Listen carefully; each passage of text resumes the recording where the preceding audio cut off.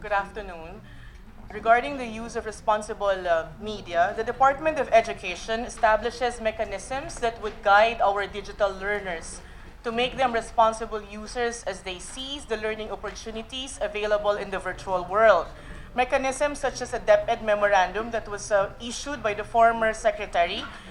It's DepEd number 94, series of 2016, issued June 10 of 2016. Other mechanism would be the training of teachers coming January and February of 2017 regarding media literacy information. DepEd considers media literacy as an essential 21st century skill.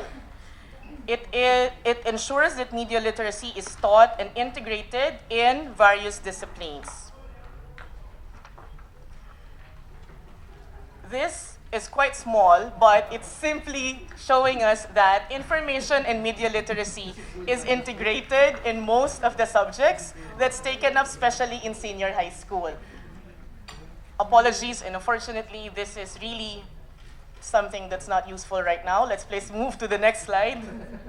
These are the competencies integrated in the curriculum from kinder to grade 12. For English, we have not just a number, but you can see there that from English 3, 4, 5, down to 9, 10, media literacy is incorporated into the curriculum. And so with Filipino and all the other learning areas of DepEd. To add, media and information literacy is also taken up in grade 11 and 12 as a part of the applied subjects. So right now, grade 11 students are already studying media and information literacy in the classroom. This was explained already earlier by Dr. Victorino. It's the complete curriculum guide of media and information literacy for grade 11 and 12. That's all, Your Honor. So the current modules includes both traditional and digital media. Yes, sir. So ano mismo yung tinuturo sa kanya? For example, when we talk about understanding of technology, that's more technical, probably, no? What about the content itself? Appreciating the content of social media and your own responsible social media use. Where is that found? Sir, unfortunately, it's the very small, the other slide which we showed that's not so useful, would show us how it's integrated. Maybe you can just read it out if you have a copy with you.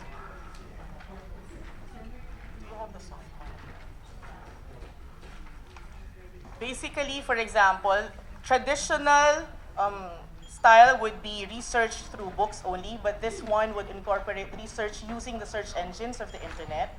Plus, of course, they're taught how to be responsible users of that, meaning they will not just copy and paste. They're taught how to cite. They are taught how to recognize the authors and the sources. Oh, but that's not enough. I mean, that's in terms of research, no? I think Yes, when we talk about the prevalence of trolling and misinformation, it's really a matter of helping our youth understand that not everything they see is 100% true, and being able to have the skills to sift through that, no? To be able to say, ano ba dito yung totoo at hindi totoo. Yusek mo yun. Thank you, Your Honor. Actually, it was in the subsequent slides. Can we go to the subsequent slides, Ems? After that.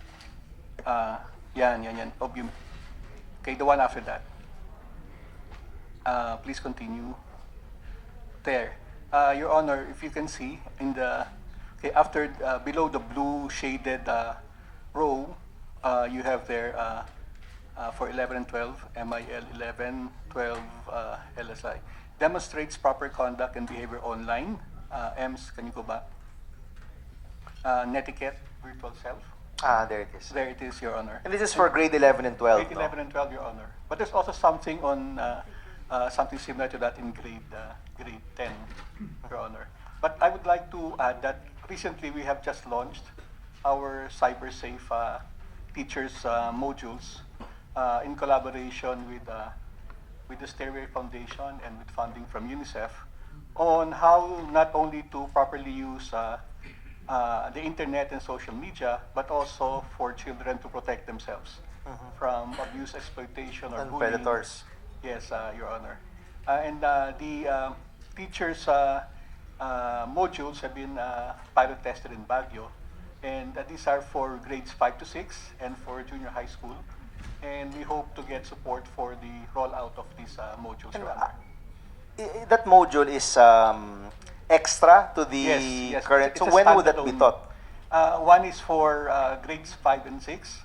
And Hindi, the ano other ho, one- when will it be taught? Kasi 'di ba all of these curriculum may oras na yan, Yes, may Your Honor. number of weeks. This is not part of that, 'di No, ba? Your Honor. This is in addition to and may be taught during the class advisory period or in an extra period. I see. So that's with regard to predators, abuses, pornography, Yes, Your Honor. as well as cyberbullying. Yes, Your Honor. Okay. Online gaming is also included, Your Honor. Okay. Did you discourage it or encourage it? Discourage it, Your Honor. Why? I'm an advocate of that. No? Okay. Would you be willing to, much like the sex education side, no, we have a number of experts here and groups here. Would you be willing for them to take a look at the modules and give comments? Yes, Your Honor. We'll leave 3 sets. with the Not just cyber safe, but even the curriculum itself. Yes, Your on Honor. etiquette, on social media use, and all of that. No? Because I'd like to get into this a little bit deeper because this seems to be a 21st century problem. No? In fact, maybe even just a problem in the last year and a half, probably. I don't think this was present 3 years ago or 4 years ago, no? So let me begin by asking maybe Maria of Rappler to give some comments on trolling. We know that you've had a series of reports about it already. But if you could contextualize, what do you think is the effect of the current climate online with regard to how it affects people, especially our young? And then we'll ask Carlo to also speak for IMAP. We'll ask Maribel to also give a few comments. We think it's about a year that it's shifted, and a lot of it is not unique to the Philippines. I mean, we're seeing this phenomenon globally, and a lot of it comes down to the people who. Well, it starts with technology, right? You're talking about the fastest growing product that humanity is creating is actually information. And that information is spreading so fast and is growing even more. And what's happening is, in the past, gatekeepers to a national narrative would be the journalists who train their whole lives to deal with standards, with ethics, with what news is, and who understand the impact of fake news on a society. The second thing is, with the advent of tech platforms, now everyone is a journalist. But everyone is not trained to understand what that is. And while it is the positive aspect of it is the incredible empowerment, and we've seen this in typhoons, during disasters, this great crowdsourcing that happens. What happens when the platform we're on? So we've watched this very closely from 2012, when internet penetration was roughly 38%, to today when it's about 50%. And you're talking about 50 million Filipinos, all of them are on Facebook. I think the stats of Facebook goes up to above 98% are on Facebook. Facebook is a popularity algorithm. It's essentially whatever is clicked on the most, and there are 3 things that impact us as human beings on that, right? It doesn't distinguish between fact and fiction. As long as there's increased engagement on it, it's fed to you, and the algorithm that feeds that to you is personalized for every click that you take. 3 things are worrying. The first is this: on social networks, the idea of homophily, that we as human beings actually always gravitate towards people who think like us, people who have the same opinion. Psychologists, Clarissa David would know this, would call it a cognitive bias. We know this. When we're face to face, we listen to each other and we speak. This is the foundation of a democracy. But online, homophily is amplified. The second thing is that anger spreads fastest through social networks online. If you think about it, I say this all the time, social network is your family and friends. Social media, that's your family and friends without boundaries of time and space. It's your family and friends on steroids. You're global when you're on social media, right? So what happens then when it's anger that spreads fastest and you're angry, and then you only share the things that make you angry? And here's the hope naman on that one. Aside from anger, the second emotion that actually travels the fastest is inspiration. So, like the Star Wars movie, you've got the dark side and you've got the side of the light, and it's a constant battle. And I think that's, if we can get that across to everyone who's there, that self-awareness happens. And then the last one is, what's happened? The series that we did looks at how social media has been weaponized. And part of it is really understanding that in our society there are inherent differences that make people angry. The gap between the rich and the poor, the gap between the rural and the city, urban and rural, the gap between the haves and have-nots. I mean, it's all there, right? And normally, when we're face to face, it doesn't erupt. But if it's weaponized, if that is what is hit, you open a Pandora's box, and that's what you unleash. So what we've seen, what we've shown in the series, and they're very specific. It took us 3 months to pull down the data to be able to do it. It shows you the accounts that actively spread disinformation. We started with the Davao bombing. The day after the Davao bombing, there were anonymous accounts that picked up a story from months earlier, and the title of the story was "Davao Man with Bomb Nabbed at Checkpoint." That was released as a news story right before the declaration of the state of lawlessness. So it looks like, again, you look at looks like, which is why we came through with several other examples of this active disinformation, false news that spreads like wildfire. So now, in the past you'll say that lies, what is it, Churchill's quote, truth can't even put its pants on before the lie has traveled. It's exponential.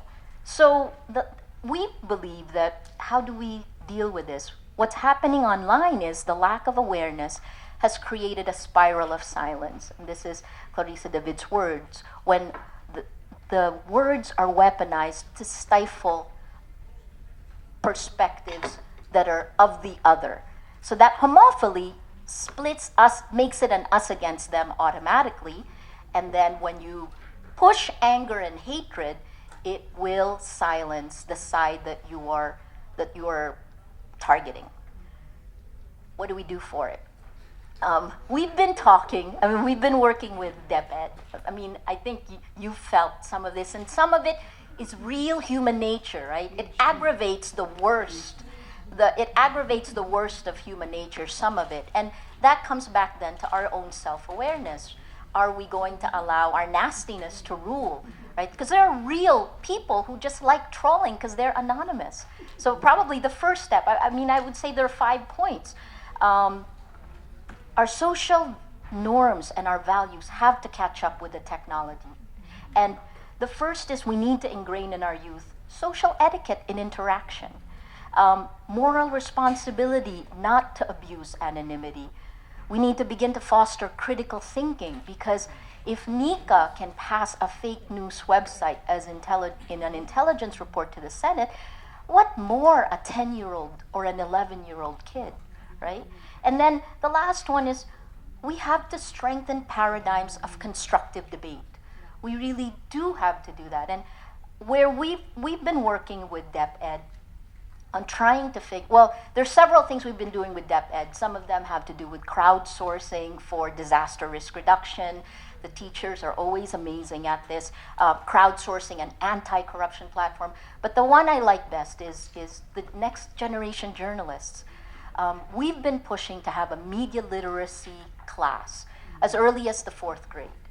Because when people go on social media, we don't teach them what social media is. And I think it seems like a science now, but it shouldn't be, because it's in all of our pockets. And our kids come in. By the time they're 13, they can have a Facebook page, and many of them have Facebook before that, right? And if you don't give them Facebook, I mean, again, even sex education can actually spread better on Facebook, on social media. So that's the short-term impact, how to mitigate the short-term effect. The first is awareness, awareness, awareness, awareness. The second is to build communities of safety. I mean, we tried something like this, but again, it's been weaponized. So who is it who also benefits from something like this? We've been looking at that and we've shown that. And this is no surprise. I've been attacked massively over the last 2 weeks. At a certain point, you start to laugh at some of them. There were some very creative threats like, this is the one I like the best. You are a waste of sperm. Followed by a lot of expletives that you don't say in civilized society. Don't get us started on the trolling. Senator Yes. Binay might have a number of things to say, no? As a PhD on trolling. Dethroned. Maria has taken your throne already. No, si Laila. Okay. You have passed the crown to her. And Maria, so you have been working with DepEd on this already. We have, yes. Have you seen the media literacy modules that Yusek Muyot had talked about? We've seen it. I think part of it is really just, I think it moves at an exponential pace. And our bureaucracy, of the best intent, we still move at a... Analog world. Not just analog, we move at a bureaucratic pace. And our reality now moves at an exponentially, even faster than when I used to be with 24-hour cable news. So right? which is my question, no? The frequency and volume of the misinformation, the hate speech. It's alarming. It's alarming. Can modules in DepEd actually make a difference? I think you have to tackle it on all fronts. The modules are one step because they are in the classroom, but it's got to go onto the same medium that the kids are in. I think that's the other part, and oftentimes, sometimes we actually tell our kids, some schools take down Facebook. Schools in the US use Facebook to teach, right? I guess I push further, and I know it takes a year to actually just determine what next year's NSPC, for example, the National Schools Press Conference is going to be. It takes a year. By the time we finish that year, the landscape's changed already. I'll tell you how fast we change. We change our back end every 6 months. Every 6 months. And how fast does our way of thinking need to change? Your phone updates every month. So something changes in technology. I guess I'll leave you with this one stat that always sticks in my head, because everything stems from this. If information is the core of everything, it is the core of governance, it is the core of business, it's the core of society, right? If information is that, we produce so much information now compared to, let's say, a decade ago, right? We produce, and this is just to capture information, 6,000 square meters of information storage material per second. 6,000 square meters of information storage material per second. So you can visualize it. That's the same velocity as the speed of the ripple of an atomic explosion. But the atomic explosion only lasts a few seconds. What happens if that goes on for decades? We're only at the beginning of this.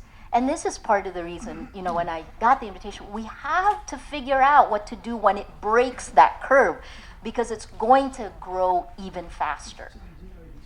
It's changing us. Yes.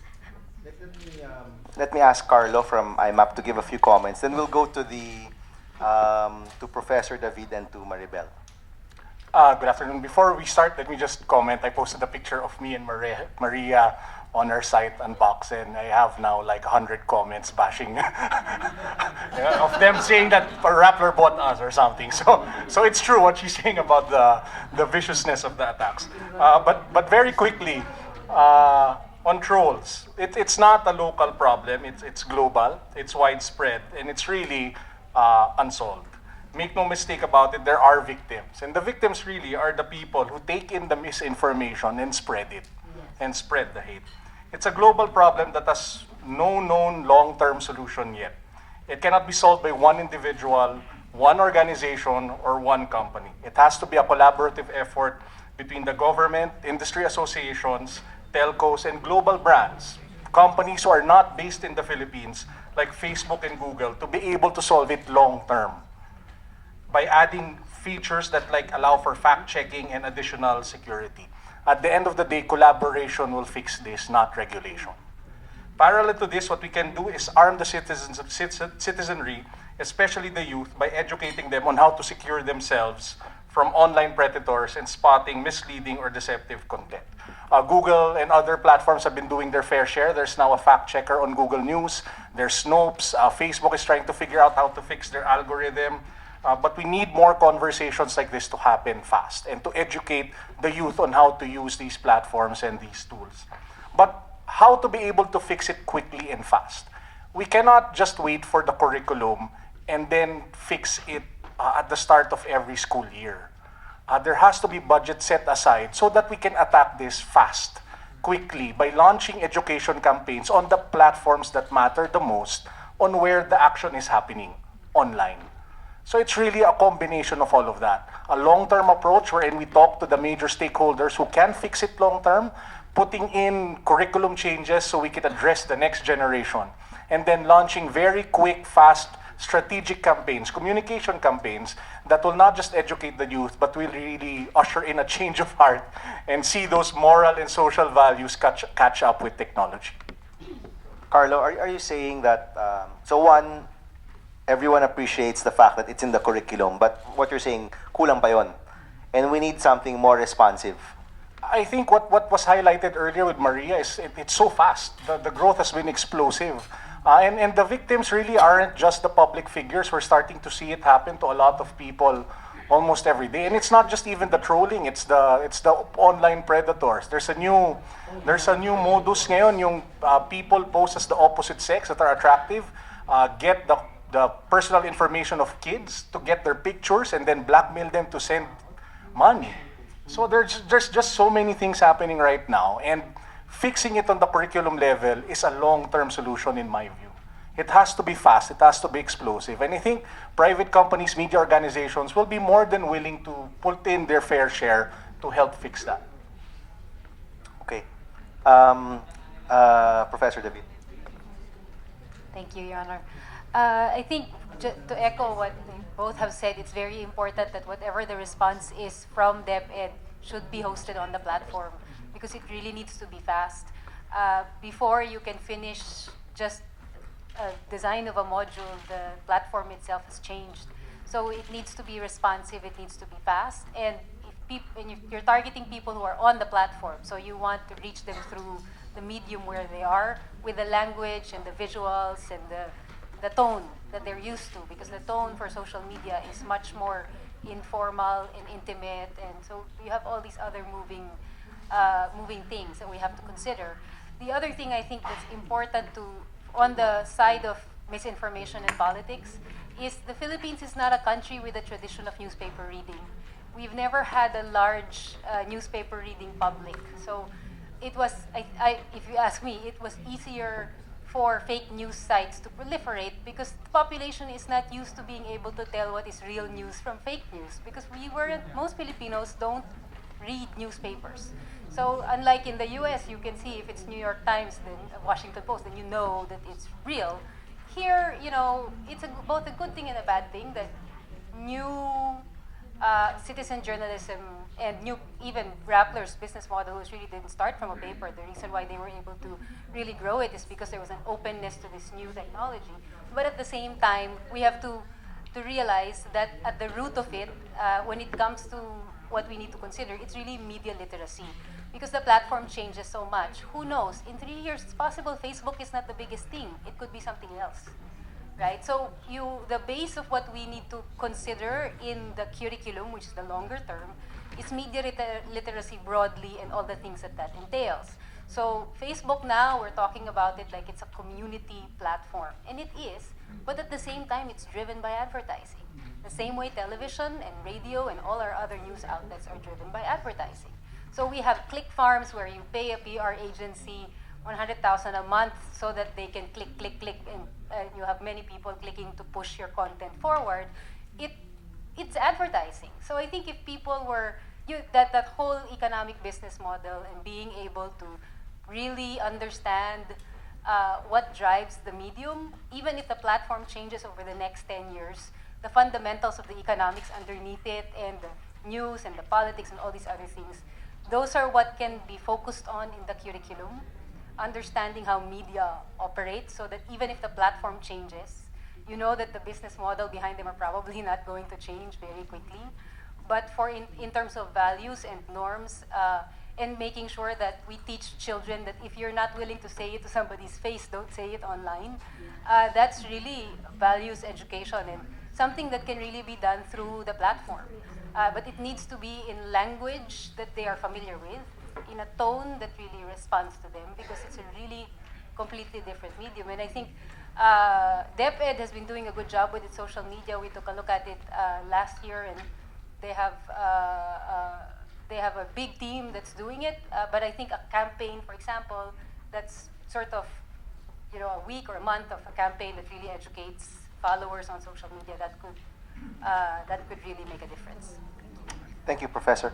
It's very interesting, no? So, okay. So, kumbaga, and I think this is what Carlo had mentioned also, maybe we need to really put more emphasis on this because it does go back to our fundamentals, fundamental values, fundamental ways of dealing with each other, which are in the curriculum naman, diba? And that's part of the life skills part, no? But maybe if DepEd is willing to take this on, we can actually come up with a focused effort really to focus on responsible social media use, which includes everything from bullying to misinformation.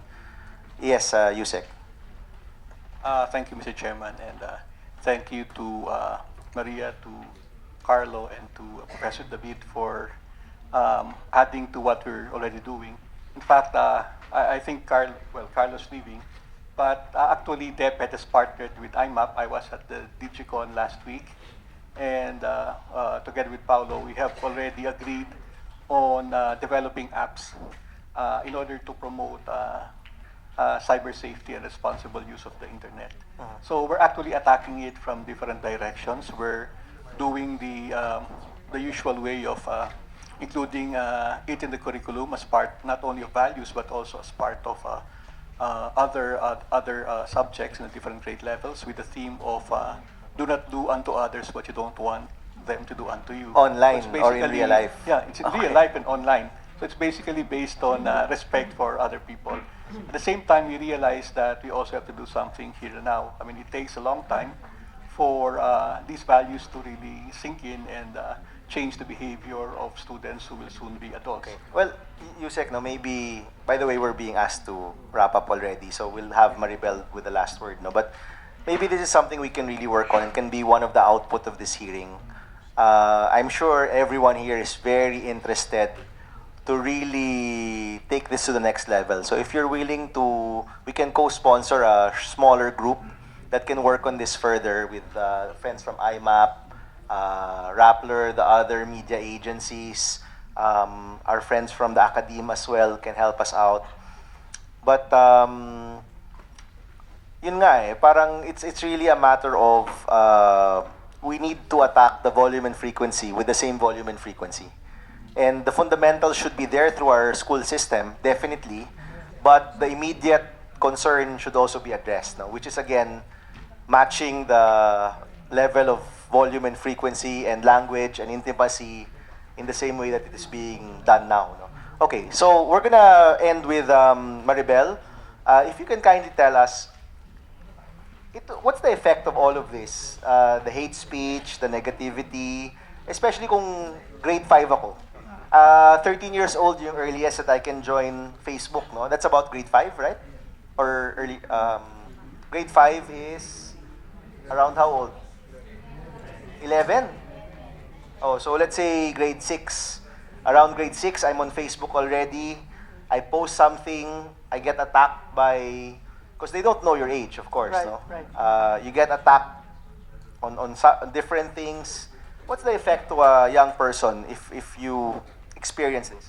devastating. The self-worth of the child can really be damaged by even one line that they will see, and it get worse if they won't tell Papa or Mama that somebody is doing this to me, and they keep it to themselves. No, so it's really can hurt the future of the child. That may not want to go to school, can be fearful, and all of that. No, so I think what is really important with all of these things we've been talking about, the sex, the drugs, social media, and even bullying.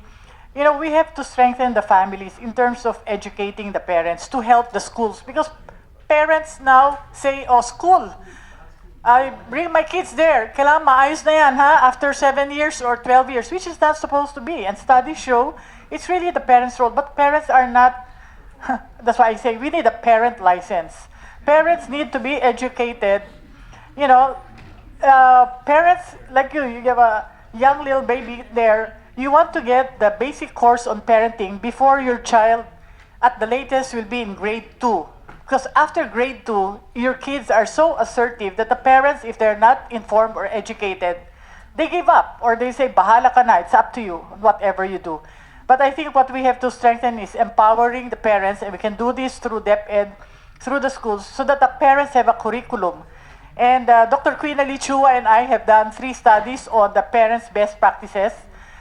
We did it in the public school in 2007, and we have also a private school study. And I think as we go around the country, it's really, parents keep saying, we should have more of this parenting course. You know, what is 5 sessions of 3 hours each to help parents, as a start, to be able to be equipped with the basic tools. And whether the issue is sex, drugs, social media, or bullying, the parent can handle this one with the child. Let me ask let me just stick to the social media side first. No? If your child has experienced cyberbullying, Yes. what is the best way to talk to your child? Assuming na alam mo, like you found out. Okay, No? And assuming sometimes we find don't out- even find out anymore. Let's already first stop that Facebook, change your account, or maybe better close it.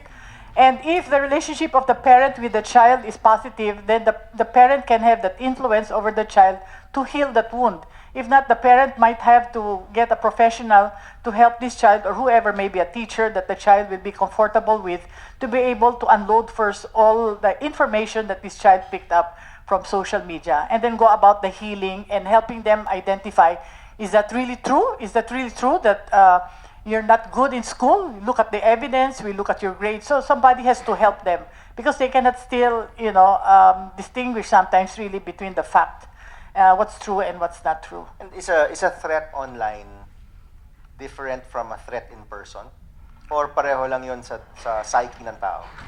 The threat online kasi, they can be so mean because Yes. they're anonymous, so it can be more painful in that sense, depending on what's written down there. But whether face-to-face or online, it can have a negative impact. The intensity will now vary in terms of what exactly has been said, and how the child is in terms of their self-worth to begin with, or how they're able to fight off this thing or manage. Maybe I can also ask Professor here. Why do people tend to be nastier online? Bakit sila mas mean or mas negative online? Senator, other than the fact that because they can, I think one of the biggest theories here is monkey see, monkey do. You see the nasty behavior online, so you learn it. This is not, one aspect of it is we are more emboldened to be nasty online. Another aspect of it is we go online, we see nastiness, and then the bar just gets lower.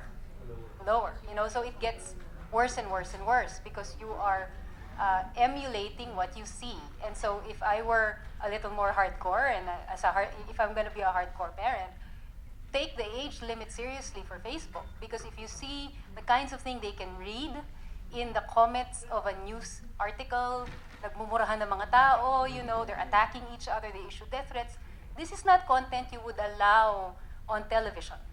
Why would you allow your child to read it when they're 12 years old on their Facebook feed in a legitimate news site? And it's very hard to explain to them what is now acceptable and unacceptable behavior. So the longer term problem here is the more we see it, the more we accept that this is how things are, and we become desensitized to the threats, and bullying, and we may have a generation of children that will think it's perfectly normal to behave this way, and that's a big alarming problem. When does it transfer to the from virtual to real? Kasi wala pa naman akong nakikitang case na sana mamatay ka na online and then talagang may pinatay siyang tao. Wala pa naman ako nakikitang ganun, no? But is there a danger that eventually that will translate to reality? I think for that I would defer to the good doctor here. Yeah. Maribel? There's a probability there, especially if the child really has real problems, about the family, is unhappy. You never know. So you just want to avoid, rather than let it go on, continue this anger. Right. So on that angry note, shall we? No, I'm just kidding.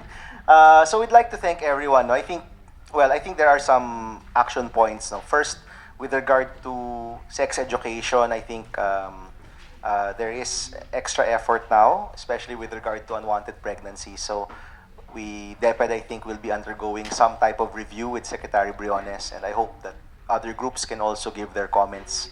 Maybe there's some wisdom to look at the age, no? As earlier said by one of our resource speakers, it seems that the interest and knowledge and curiosity is getting younger through the years. So it might also necessitate a adjustment in when we provide that curriculum. Of course, we owe a lot to our MAPE teachers. We know it can be very uncomfortable, but obviously we all agree, I think, that having sex education or a type of sex education in our schools is important, no?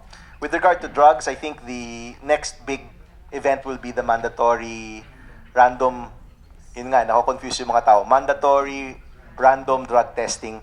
And of course, there are guidelines already through the DDB, and the Supreme Court also came out with a case on this. So we'll be monitoring that in the committee. But we also hope that we can proliferate the creation of these anti-drug councils, or organizations, which we've seen to be very effective in other parts of the world and even in the Philippines.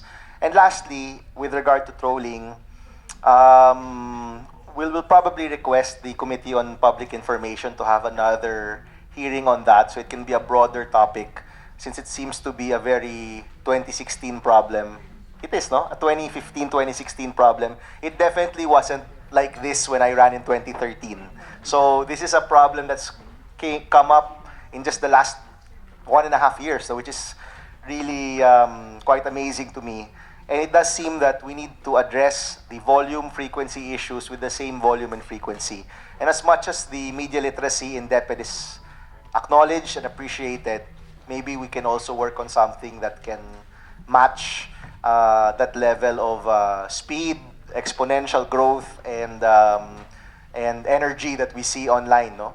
At the end of the day, I think we do want to create a society which is more humane towards each other, more compassionate towards each other, more tolerant of different ideas and beliefs. And if DepEd can lead the way with a media literacy week or responsible social media use week, maybe by focusing it in a particular time of the year, we can have more impact and get the private sector to join as well.